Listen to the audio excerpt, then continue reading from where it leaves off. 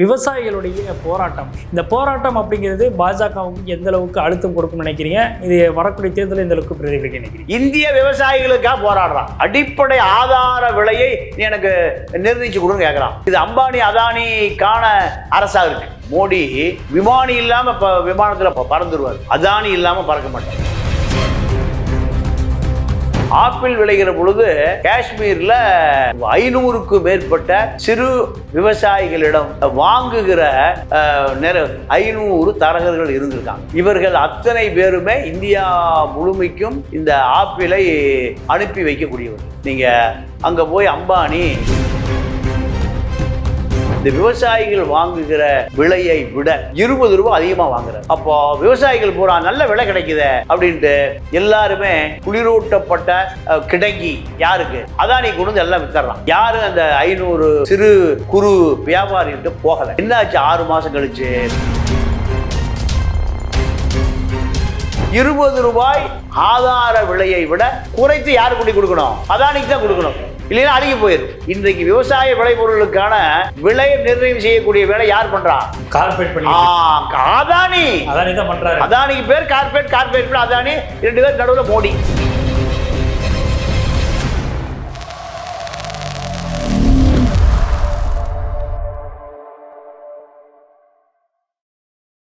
ஐத்தமிழர்களுக்கு வணக்கம். இன்றைய நேர்காணலில் நம்முடைய இணைந்திருப்பவர் மூத்த பத்திரிகையாளர் திரு பாண்டியன் அவர்கள். அவரிடம் பல்வேறு கேள்விகள் இருக்கிறதே, வாருங்களிடமே கேட்கலாம். வணக்கம் சார். வணக்கம். எப்படி இருக்கீங்க? நல்லா இருக்கேன்.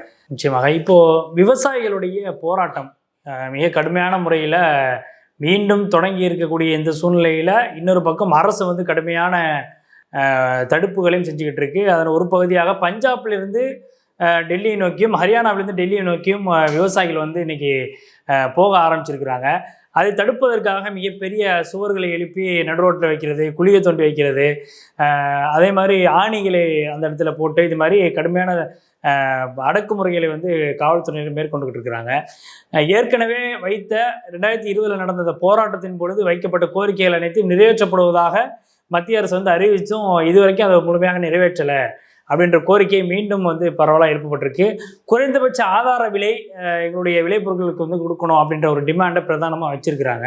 இந்த போராட்டம் அப்படிங்கிறது மீண்டும் தீவிரமடைஞ்சிருக்கு. 6 மாத காலத்திற்கு தேவையான அனைத்து உணவுப் பொருட்களையும் எடுத்துக்கிட்டு இன்னைக்கு டெல்லிக்கு பயணம் கொள்ள ஆரம்பிச்சிருக்கிறாங்க. இந்த போராட்டம் அப்படிங்கிறது பாஜகவுக்கு எந்த அளவுக்கு அழுத்தம் கொடுக்கும்னு நினைக்கிறீங்க? இது வரக்கூடிய தேர்தலில் எந்த அளவுக்கு பிரதிபலிக்க நினைக்கிறீங்க? இல்லை, பஞ்சாபியர்கள் ஒரு போராட்டத்தை முன்னெடுத்தால் அது நியாயமான போராட்டமாக இருக்கும். இந்தியாவை நீங்க 1000 வருடங்களாக இந்தியாவினுடைய எல்லை சாமிகளாக இருந்து அந்நிய படையெடுப்பு எதிர்கொண்டவர்கள் பஞ்சாபியர்கள்.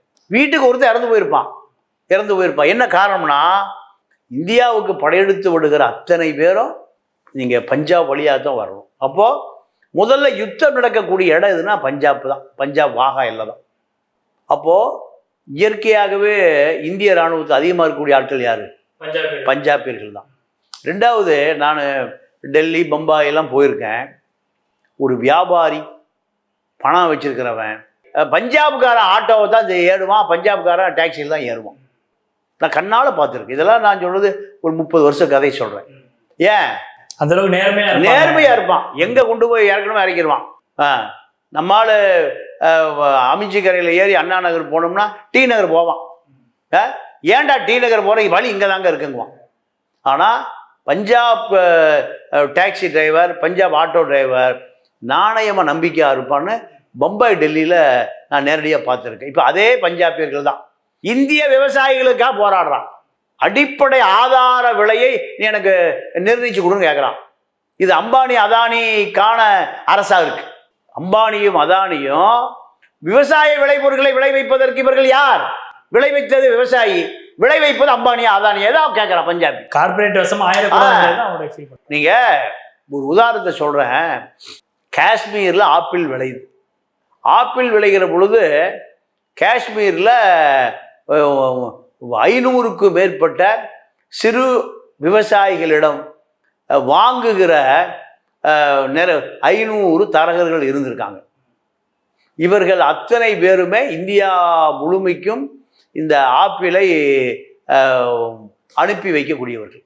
நீங்கள் அங்கே போய் அம்பானி 1,00,000 ஸ்கொயர் ஃபீட்டில் 20க்கும் மேற்பட்ட குடோன்களை, குளிரூட்டப்பட்ட குடோன்களை ஆரம்பிச்சுட்டு இந்த விவசாயிகள் வாங்குகிற விலையை விட 20 ரூபா அதிகமாக வாங்குறாரு. 20 ரூபா. அப்போ விவசாயிகள் பூரா நல்ல விலை கிடைக்குதே அப்படின்ட்டு எல்லாருமே குளிரூட்டப்பட்ட கிடங்கி யாருக்கு? அதானி கொண்டு வந்து எல்லாம் வித்துறான்.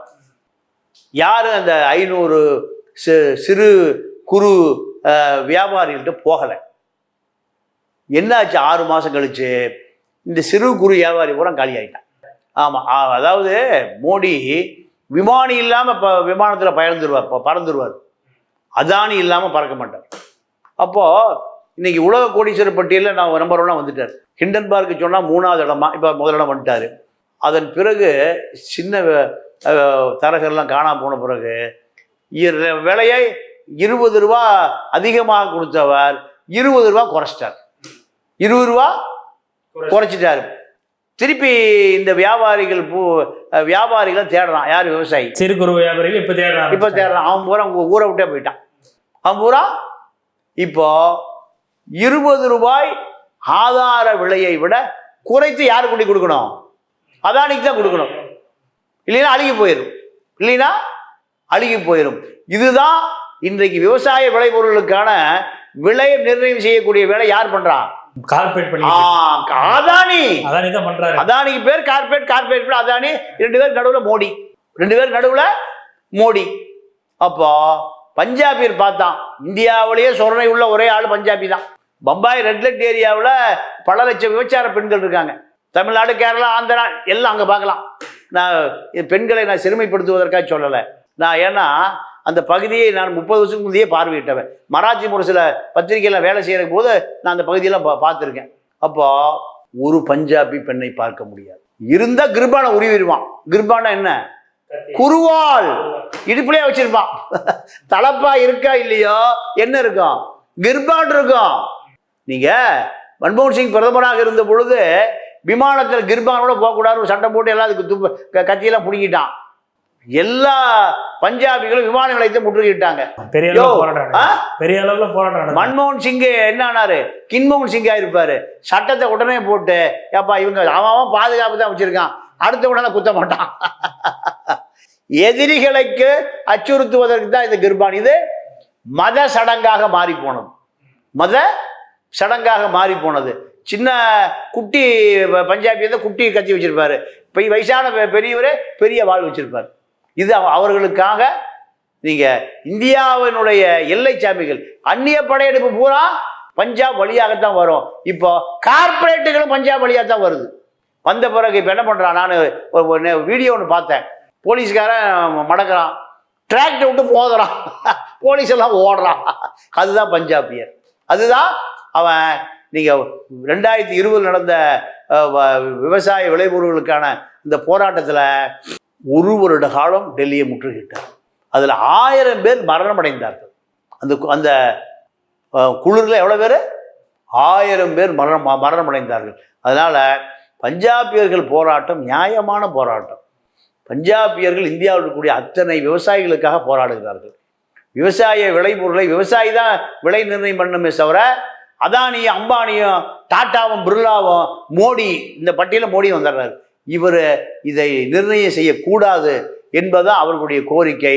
கண்டிப்பாக இது விவசாயிகளாக இருந்தாலும் நீங்கள் அவர்கள் சேற்றில் கால் வைத்தால்தான் நம்ம சோத்தில் கால் வைக்க முடியும். அதனால் விவசாயிகள் போராட்டம் நியாயமான போராட்டம். அது பஞ்சாபியர்களாக இருந்தாலும் சரி, ஹரியானாவாக இருந்தாலும் சரி, யூபியாக இருந்தாலும் சரி, தமிழ்நாடு இருக்கக்கூடிய நம்ம விவசாய சங்க தலைவர் பாண்டியனாக இருந்தாலும் சரி, நாம் கண்டிப்பாக ஆதரவு கொடுத்தாக வேண்டியது வரலாற்று கட்டாயம். பல்வேறு கேள்விகளுக்கு ரொம்பவே தெளிவாக பதில் சொன்னீங்க. என்னுடைய அரங்கிற்கு நேர்காணல் அளித்ததுக்கு மிக்க நன்றி. நன்றி, வணக்கம்.